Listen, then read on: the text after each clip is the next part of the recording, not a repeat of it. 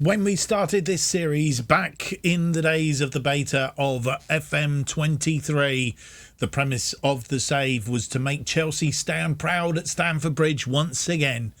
We've got almost there this season by winning the Carabao Cup, the FA Cup, the Premier League, but we haven't won the Champions League, and that we still have to do. Question is, this should be the culmination of the series and we should be starting a new series. Will we end the series? Will we start a new series? You'll have to wait until the end of the episode to find out.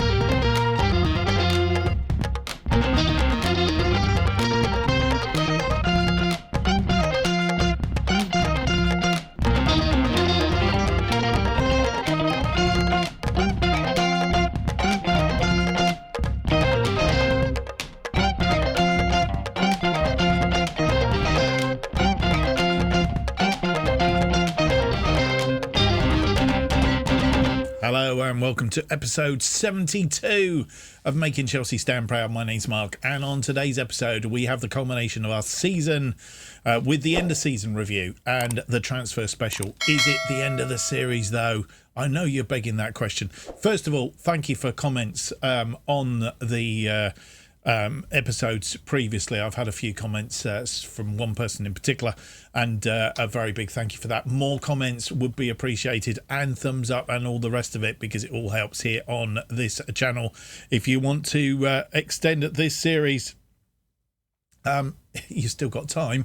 Just make some comments. We might reinvigorate it, restart it, if there's enough comments.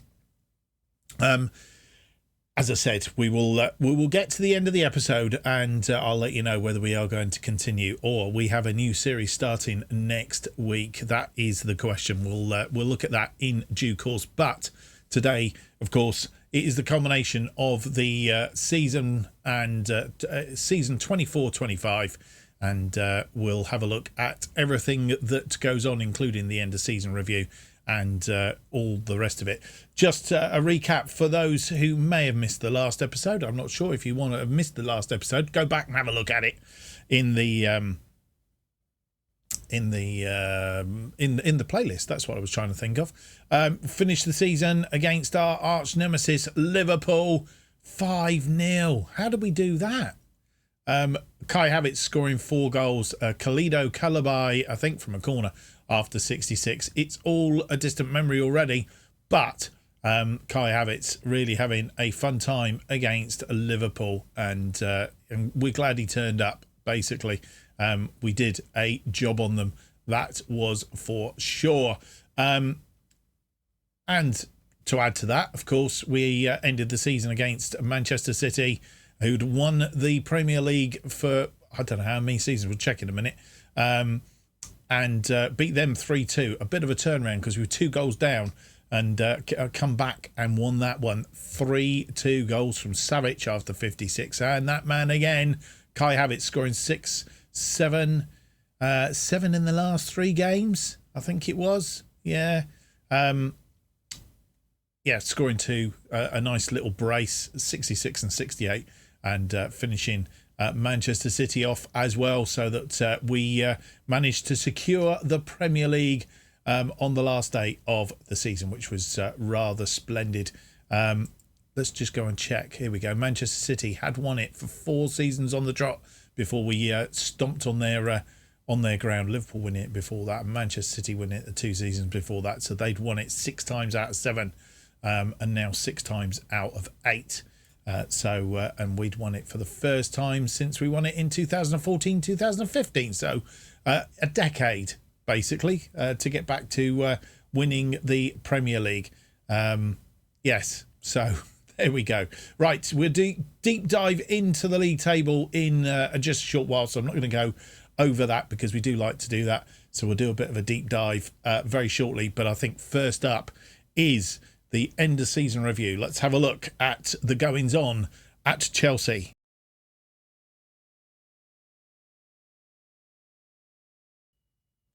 And here we are with the end of season review.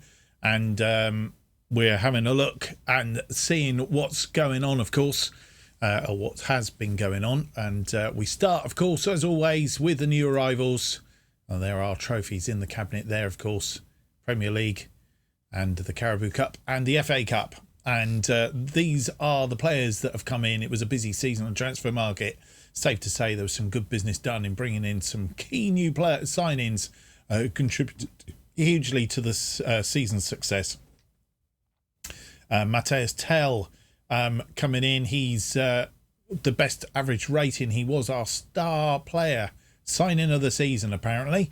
But the board were disappointed with the deal to sign Matthias Tell. This is mainly due to feeling that the transfer fee doesn't represent a good deal for the club. I think it will do, especially if we can sell him more than 45 million, which is at the end of the day what we want to do. Of course, Matthias Tell coming in from Bayern Munich, or FC Bayern, to the second side at Bayern, and down as a wonder kid. So good business, I see. 20 appearances he made, 29 from the bench, making 49 altogether. 30 goals he scored. I mean, what more can you ask?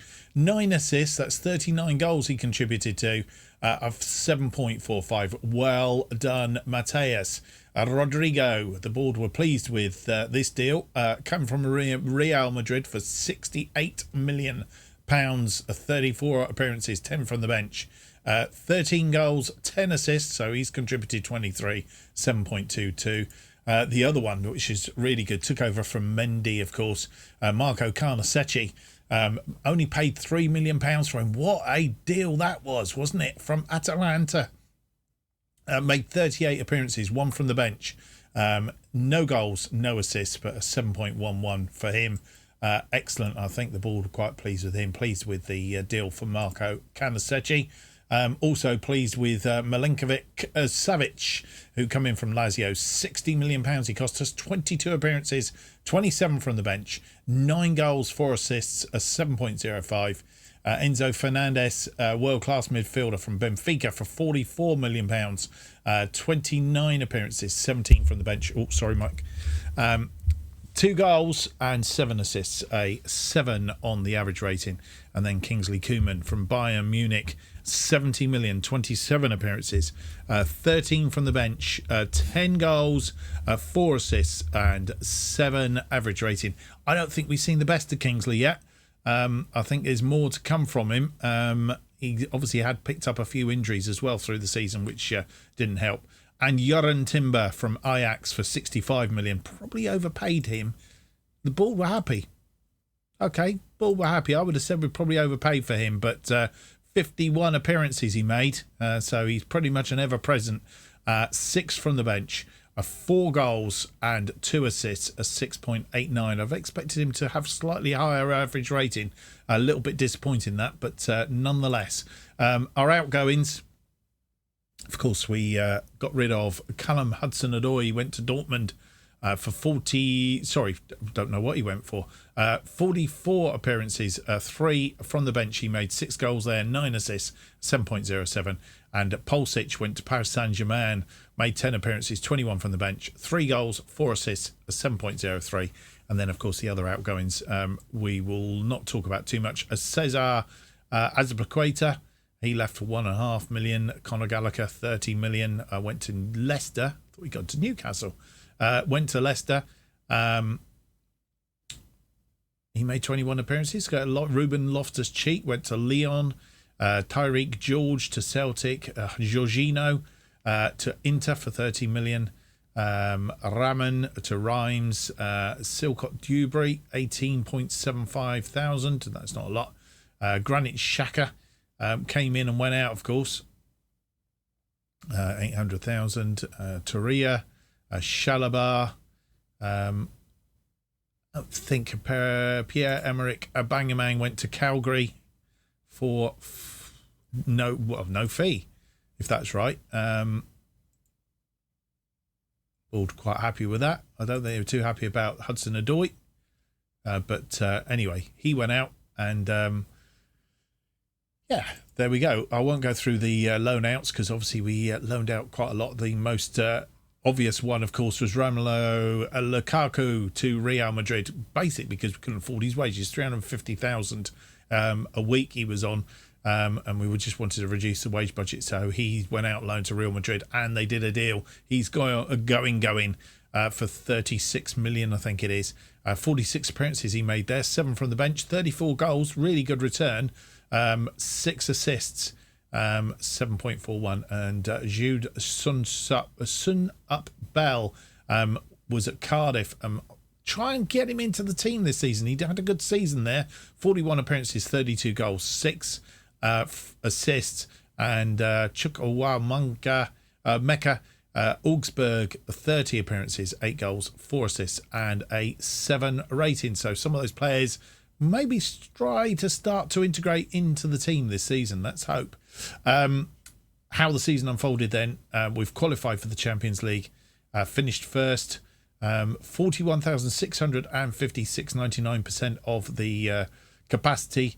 Top goal scorer was Kai Havertz, 18 goals in the Premier League, and the Ball were pleased that the team won the Premier League this season, and very good. As I said, we'll deep dive the table later. Champions League, board expectation was to challenge for the Champions League. The board were disappointed that the team only reached the quarterfinals of the Champions League.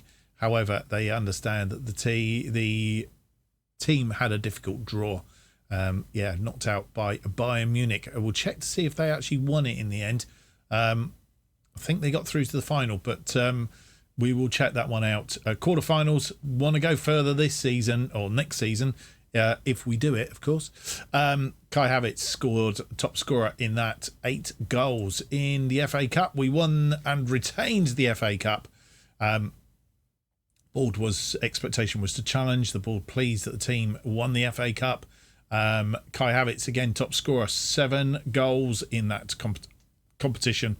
And as you see, we beat Wimbledon, Stoke, Swansea, Everton, Nottingham Forest, and our arch nemesis, Liverpool, in the final to get that trophy back in the cabinet. And of course, for the 3rd season running, I think it is, we won the Carabao Cup and wanted us to be competitive again. Matthias Tell, top scorer in this one, 10 goals. Ball pleased with the team, won the EFL Cup, and our route to the final was West Ham United, Wigan Athletic, Northampton Town, Leicester City in the 2-legged final. And Brentford beat them on penalties in that one, 1-1 at the end of that one. And the FA Community Shield, disappointed, lost 4-1 to Manchester City. We'll be in it again this season, playing our arch nemesis, I think. The board disappointed at the team performance in the FA Community Shield. However, they can understand that the team had a difficult draw. Yes. And we've got it again this year. But we did do the dirty on Manchester City in the last day of the season. Savic, top scorer, scoring the only goal in that competition. That's how our season went. The biggest win was against Bournemouth back in January. In fact, on New Year's Day, a 9-0 win, trouncing, basically. Kai Havertz scoring 4 goals on that occasion. Other scorers, of course, Mount Barbosa, Otavio and Kovacic. The match to remember was the 4-0 win against Wolves back in May. I think that near enough clinched the season. And the goal of the season was Kingsley Coman's goal against Middlesbrough back in April, end of April. I think it was a good goal. We'll have a look at that in just a moment. In fact, we can do that right now. Let's have a look at it. Goal of the season then. I'm not sure we had it down as goal of the season, but it was goal of the season. Rice out to Koeman. Koeman comes inside and Koeman fires that into the back of the net. What a shot that was. Goal of the season. Very good goal and a comprehensive win against Middlesbrough, of course. Right, let's come back out of that and look at the finances. Just a quick update. Sponsorship deal up slightly. Broadcast revenue down. Corporate hospitality down. Competition prize money down. Not quite sure how that came about, because we won a little bit more than what we did the season before. 2.54 million. A matchday commercial was up. Reputation hasn't changed. Nothing else happening. The shirt sales, 866,000 shirts sold. Mason Mount, Havertz, Sterling, Sergi, which is Savic, and Enzo Fernandez getting the most shirts sold.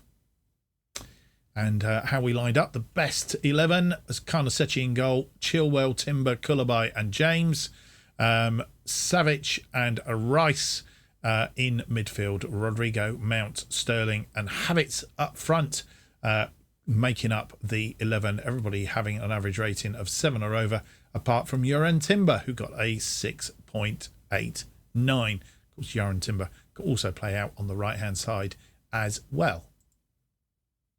And awards this season, won the Premier League Manager of the Month in October and April, picked up the season, the Premier League Manager of the Year. So very well done to me. Thank you very much. Club awards, Kai Havertz, a Fans Player of the Season, Young Player of the Season, Matthias Tell, I would think so. Signing of the season, Matthias Tell. Goal of the season, we've seen it, Kingsley Coman. Top goal scorer, 36 goals for the season, Kai Havertz. Most assists, Reece James on 21. That's really good return from Reece. Most player of the match awards, 9 for Matthias Tell. Highest average rating, again, Matthias Tell on a 7.4. And Khalido Koulibaly, most passes completed in 90 minutes, 66. Very good return for him. Competition awards, English Player of the Year, Mason Mount. Next Generation, Matthias Tell. And English Players, Young Player of the Year, Matthias Tell. So he's done very well this season. And record breakers, Reece James breaking the record for the number of assists in a season and the number of clean sheets, 23 in total from Marco Karnasechi. That was a very good buy. £3 million. So a roundup of the season. Then the spell of football in the middle of the season was the making of Chelsea. It really set them up for success. That come from Sky Sports News. Of course, picking up the Premier League, the FA Cup and the Carabao Cup. Titles are won and lost in the heart of every season, and that's been the case for Chelsea as they celebrate winning the title. That's from 4-4-2. We won't dwell on the timeline. We'll do that when we do end up the series, so we could have a look at it at the end of the season, at the end of this episode. Not the end of the season, but the end of the episode, if we end up with the series. Right. There we go. Players inducted into Chelsea's overall best 11 squad. This is slightly different, of course. This is of all time. And Matthias Tell, pick of 2 players forward, accumulated 41 appearances, scored 30 goals for the team at an average rating of 7.45. Rodrigo, the other player selected, become part of Chelsea's proud history.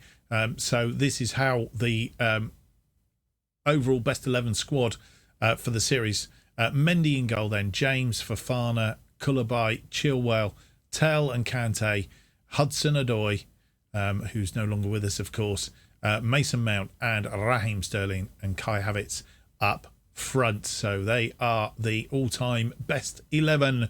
And what we'll do now is we will jump forward and have a look and see. I think we can jump forward to the 1st of July, actually, and see if we have any transfers coming in. I think we might do a little bit, an early doors. We're not going to do that right now. Just been told off. We're going to actually have a look at the Premier League table, which is what we should be doing. Sorry about that.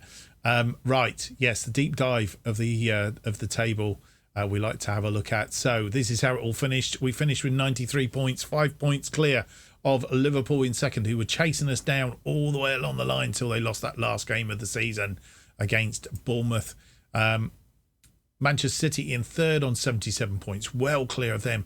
I think if my calculations are right, something like 16 points clear of them. Wolves in fourth on 67, a good season for Wolves.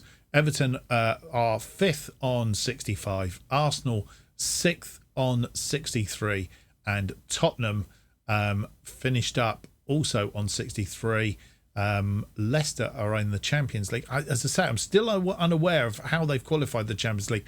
We need to find out how that all comes about. Really, we do. Right, and being relegated, Bournemouth, Blackburn and Burnley.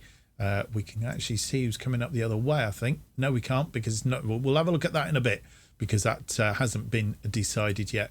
Home record for the season. Liverpool had the best home record, 4 points better than us. Only lost one game, but we drew 2 at home. Those 2 that we drew at home were against Tottenham and Liverpool, respectively. And the game that we lost at home, just that one game against Arsenal. Liverpool lost to Brentford at home. In fact, in the last 5 games as well, by the looks of it. Is that right? I think that's the last 5 game on the run-in. So yeah, better at home. Liverpool, Manchester City third with 45 points. So that's how the home record looked out. And if it had been down to home record, Burnley, Norwich and Blackburn would have gone down. Away record, Brighton not faring well away from home, of course. They would have gone down had it been down to away records. Brighton, Burnley and Bournemouth in that bottom thing. We were better away from home, and that's really where we picked up a lot of things. We lost 4 times at Anfield, Old Trafford, the Etihad Stadium and Molineux. That Gouling 1-0 loss at Molineux, of course. Liverpool losing 5 times away from home, only drawn the once at Everton. But we won 14 times away from home. 43 points we picked up on the road, which was rather good. Liverpool picking up 34. Manchester City 32. Arsenal on 29. That's the away record. First half of the season, we were top by 6 points over Liverpool, having lost 2 games in that first half of the season. 45 points from the first half of the season. Liverpool, Manchester City, Tottenham had a good first half of the season. They were up in 4th place at the end of that, finished in 7th place, of course. Blackburn, Bournemouth and Burnley in the relegation zone at the halfway stage. Second half of the season, Liverpool had the better second half of the season because they come on strong, didn't they? Getting 1 more point than us, but I think we've done it in that first half, thankfully. 48 points we picked up, and Manchester City, Tottenham way down here, having a poor second half of the season. And yeah, that's how the season panned out. We know the combined, the last 5 games on the run-in, we had a clean sweep run-in in. Southampton had the second best run-in at the end of the season, winning 3, drawing 2, picking up 11 points. And there you go. That's how Liverpool, we just won those last 5 games on that run-in, which was enough. That's all we had to do, was keep winning. Liverpool only picking up 10 points from their last 5 games, 3 wins, 1 loss and 1 draw. So that's how the season finished. Just to note, Burnley had a good run in, and Bournemouth, they didn't have such a good. Blackburn didn't. Newcastle had a really poor run in. Their last 5 games, only winning. In fact, they didn't win. They only drew 1. They picked 1 point up, as did Aston Villa on that run in. Good job they weren't in the drop zone. Otherwise, that would have caused all sorts of problems. The media prediction, we finished first. Media prediction was for second. Who was predicted to be first? Manchester City again were 9-5 on for winning it again. They finished in third, of course. Liverpool expected to finish third. Expected to go down. Bournemouth went down and were expected to finish 17th. Burnley finished 20th and were expected to finish 19th. Blackburn finishing 19th, expected to finish 20th. So it's really only Bournemouth that got sucked into that. Middlesbrough were the other team expected to go down, and that's not how it panned out. They finished 11th, had a good season all in all. Wolves expected to finish 9th, finished 4th. So that's really good. And Everton having a good season as well, expected to finish 12th, finished 5th. I don't think there's anybody else there that's major unexpected. No, probably Aston Villa expected to do slightly better than they did. probably because of that last run-in there that they had, which caused them all sorts of problems, of course. Quick look then at the schedule, because that tells us a little bit more. Obviously off to a sort of okay-ish start. Picked up a couple of losses early on. Wolves, that 1-0 loss at Molineux, and 3-1 loss at Manchester City. Then we picked up a good run of things, not losing until we lost to Paris Saint-Germain in Paris in the Champions League group phase, a league phase as it is now. And then we carried on our winning ways, not losing again in the Premier League until we went to Old Trafford, where we lost 2-1 in that one. Jadon Sancho breaking our hearts on that day. Then a little run again, and again Arsenal, when we lost to them at home. Pretty much the only game that we lost all season at home. 2-1 loss there. And then, as you'll see, once we got past there, we had a final run in the last 3, 4, 5, 6, 8 games in the Premier League. Unbeaten. 8, 9. So we didn't lose since we lost to Liverpool. So the last 9 games of the season we won straight, which was very good, and including the FA Cup semi-final and the FA Cup final. We had a really good run there. So that was what, 1, 2, 3, 4, 5. 1, 2, 3, 4, 5, 6, 7, 8, 9, 10 games at the end of the season unbeaten. So there we go. Right, with that all said and done, let's have a look and see how the transfers are going. And you join me on the 2nd of June, and I can tell you nothing's happened so far. Really struggling because we don't really need any major changes to our squad as it is, and really looking at this, or I would say 2nd of June we're having a look at now. We've got filtered on here. That's because I was filtering down the players. I think what we do know, we are looking to offload Edouard Mendy, basically because his wages are quite high and all the rest of it. But when you look at the squad, we don't really need too many players. Carnesecchi, we need a backup for Carnesecchi. So a goalkeeper is a must, I think. And possibly another central defender. Maybe a central defender that can also play as a defensive midfielder. I'm not sure. I don't think we need anybody up front. We've got Havertz and Matthias Tel who's come through this season. As I say, I want to try and break in some of these other players when they come back from loan as well. So that's the plan. We're looking at the likes of Angerin, Chukwuemeka, Sunset Bell, when he comes back, Golding possibly, McCloskey, Murray Campbell. So they're the sort of players that want to try and be easing them in. So whilst we probably need to shore up and bring a couple of players in, I'm not thinking we're going to do the sort of business that we did last season in the transfer market. I mean, when you look at this, we spent 354 million. I'm not looking to do that again this season. I think probably what you may see is the transfer outs actually outrunning the transfers in.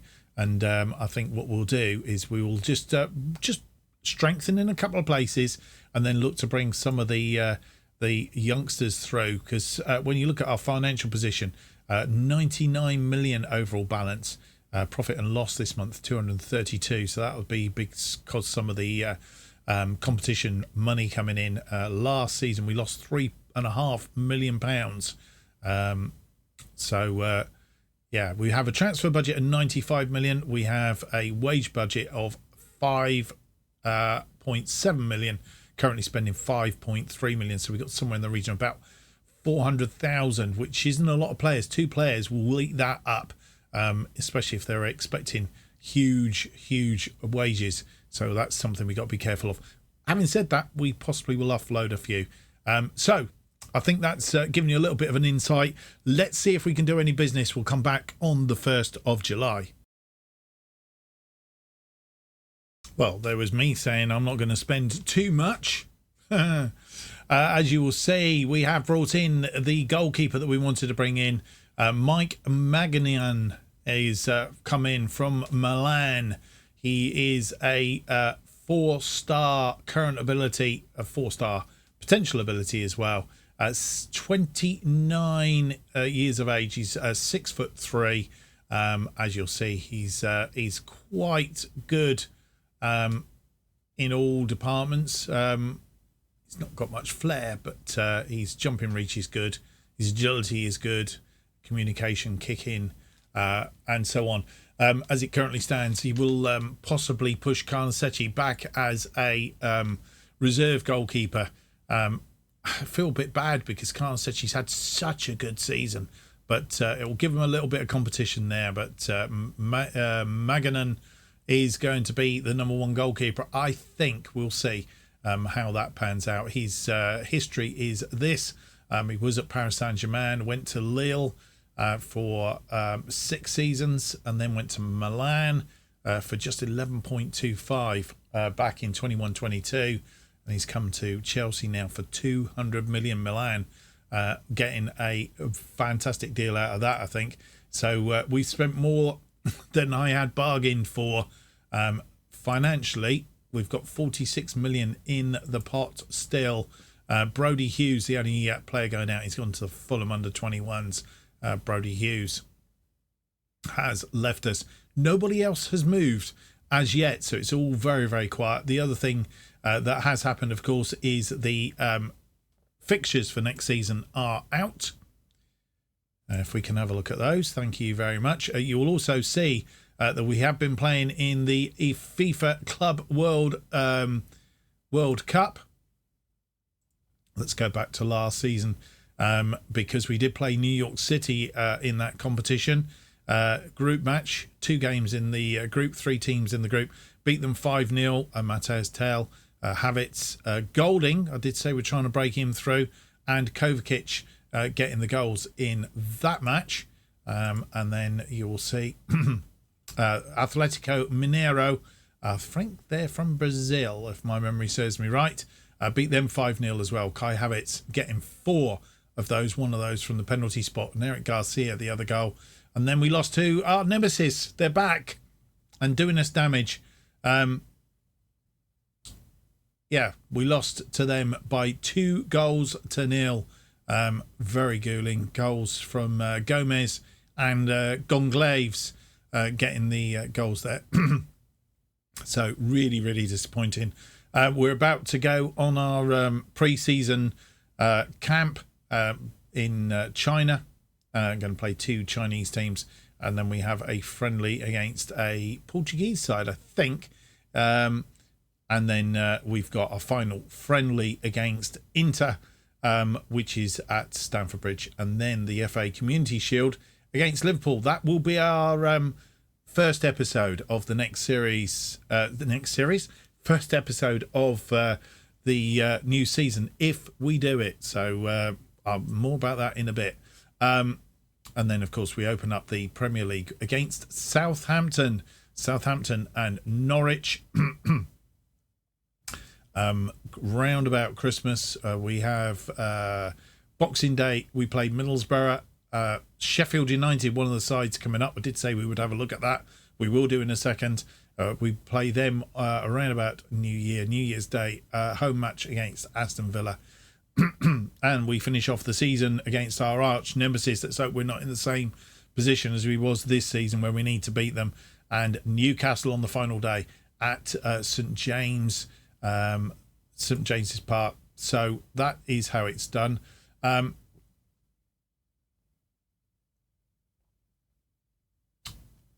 Actually, what we wanted to do was... No, wrong way, Mark.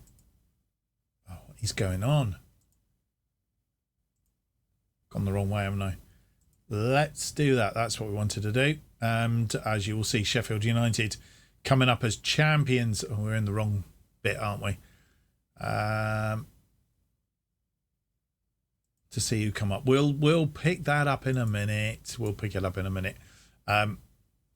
Should have done it on the other screen, really, but there we go. So that is how the schedule pans out, and we'll be looking at that a bit more if we can continue with the series. I think I might have given you a hint already. Right, without any more to do, let's do our final roundup of pre-season and bring you bang up to date of what's happening. And so it comes to the pretty much 1st of August, and first games are coming up very, very shortly. Still not brought anybody else in. Mike Mangan is the only player in, but we have had a few more go out, and this is what the outs look like to date. Billy G has gone to Crystal Palace on a freebie. Dylan Williams, these are all youngsters. As promised, Romelu Lukaku has gone to Real Madrid for 36 million. That's a big hit. Eduard Mendy, as prophesised, has gone to Sevilla for 25 million, a little bit under what we were hoping to get, about 30 million for him, but he's gone out. So loads of loans. I don't think there's anybody in there amongst the players that I said I wanted to keep in and hopefully break into the main side this season. So lots of loans, pretty much as we would do, and they're all really sort of youngsters, 18-year-olds that have gone out on loan because there's no way they're going to be breaking into the main side this season. Charlie Webber, the oldest, I think, out of those, and I'm not sure he's got any long-term sort of ideas here at Chelsea.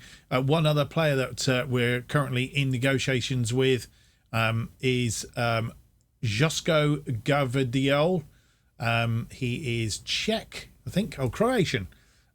He is a 4-star current ability, 4.5-star potential ability, aged 23.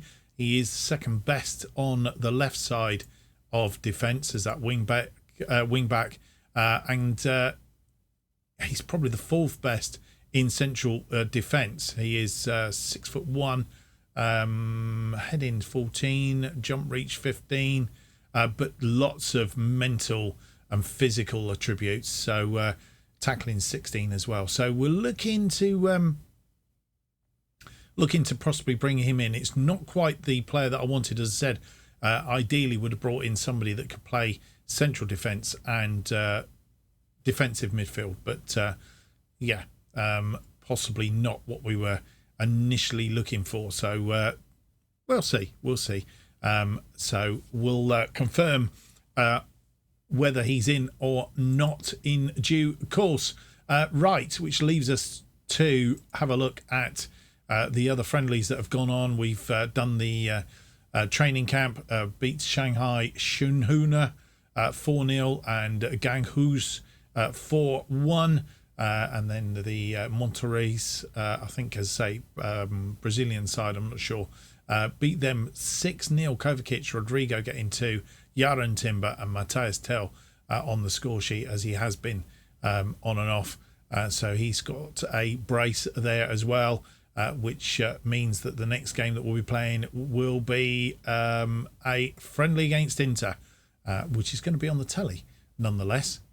Picking up 57,000 for that. That's not too bad, is it?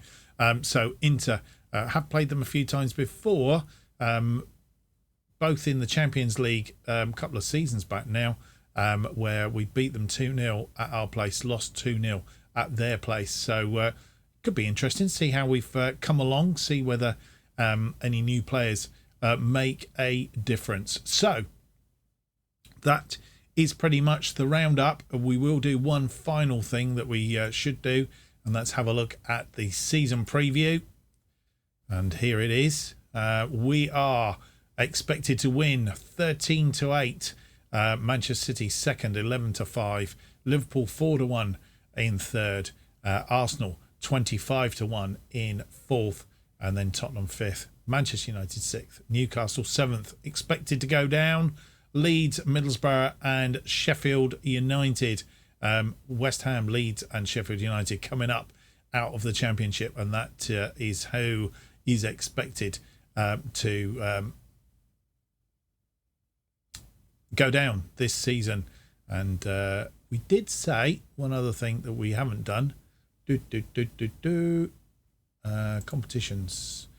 Champions League. Bayern Munich did win it. They won it at their place. Liverpool winning it the season before, of course. Bayern Munich, Real Madrid. We haven't won it since 2020, 2021. Bayern Munich won it 3 times since 2019. So that is, do we get to see?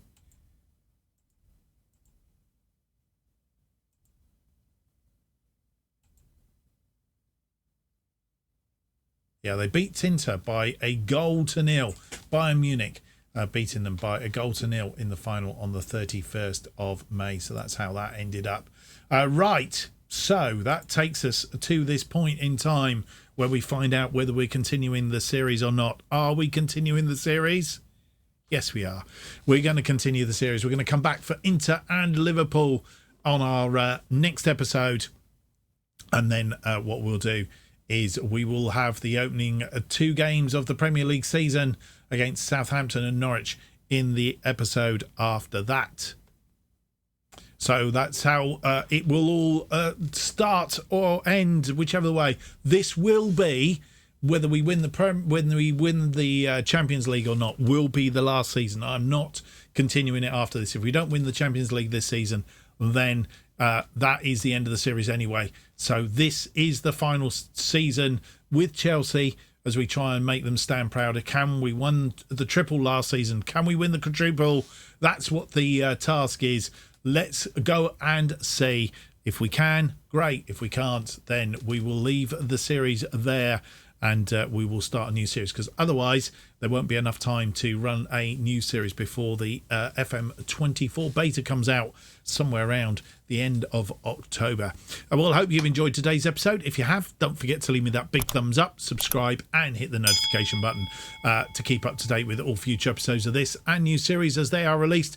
New episodes of Making Chelsea Stand Proud are currently released every Tuesday and Friday at 4:15 p.m. If you want to keep up to date what's happening on this channel and more, you need to follow me on Twitter at JustOffsideFM. Well, thank you very much for watching. Hope you've enjoyed today's episode. If you have, as I say, subscribe and do all the rest of the stuff. Make a comment down below and all the rest. Thank you for watching. Hope to see you for the next episode. It's going to be episode 73. It's out on Tuesday. Until then, have yourself a good weekend. The weather looks as if it's going to be good. Let's hope it is. Nice and warm. Get out and do the jobs that you need to do in the garden, around the house, etc., etc. And I'll see you on Tuesday. Until then, goodbye.